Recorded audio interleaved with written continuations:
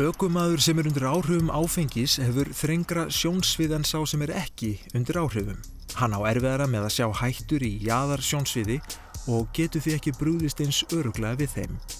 Dómgreind hans og athyglisgáfa hefur skerst, jafnvel þótt hann hafi aðeins neytt lítils magns af áfengi.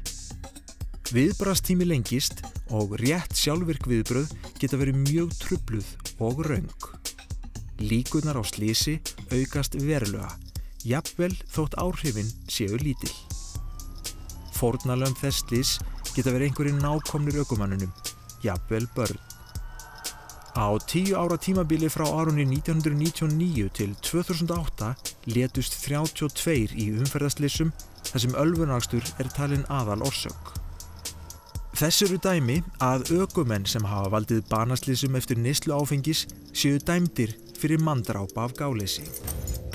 Ef þú átt þátt í umferðarslysi og það mælist áfengi í blóðinu, getur tryggingafélagið gert þig sem ökumann ábyrgan fyrir öllu tjóni sem af hegðun þinni hlýst.